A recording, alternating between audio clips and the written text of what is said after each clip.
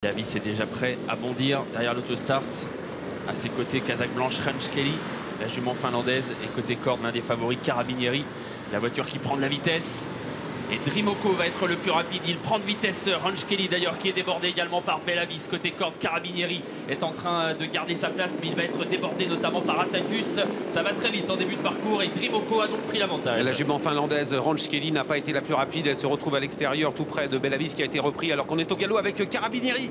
Carabinieri avec Franck Nivard qui disparaît. Ils vont être disqualifiés. À l'arrière-garde, nous retrouvons Clara Duponceul avec également Varus Dubocage et Quentin Leclerc. Et c'est pour le moment Björn Goop qui est en tête avec Drimoco. Le bas de la descente, Drimoco qui a donc fusé derrière l'autostart, qui a pris l'avantage devant Attacus. Bellavis qui est repris par Jean-Michel Bazir qui ne veut pas venir trop vite aux avant-postes. À l'extérieur, Bolid Genilou se rapproche.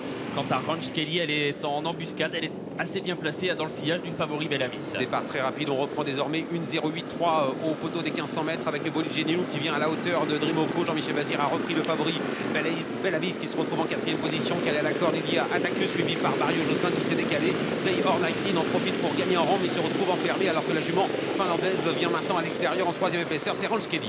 Ranch Kelly en effet un peu piégé là à cet instant à l'extérieur de Bellavis qui va avancer dans la montée certainement. Bellavis à sa main qui vient se décaler et qui rejoint bientôt l'animateur Drimoco qui est toujours en tête. Il reste 1000 mètres à parcourir.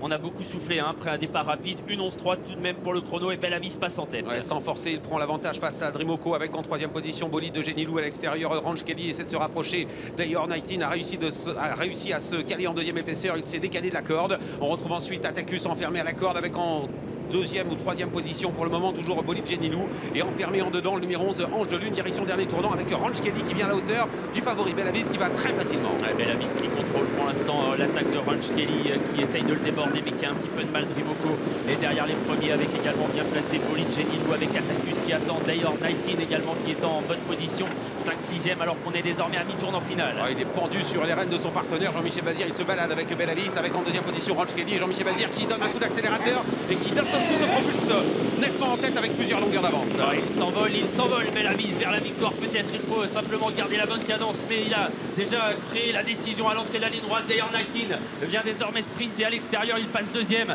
alors que Ranch Kelly est battu. Bolid Genilou tient bien sa partie. Il lutte pour les places avec Cliff Dupomereux. Une promenade de santé pour Bellavis impressionnant qui survole cette course. La 2e place pour Day or 19. Cliff Dupomereux est 3e devant Bolid Genilou et ensuite peut-être Attacus à voir toutefois avec Sharon.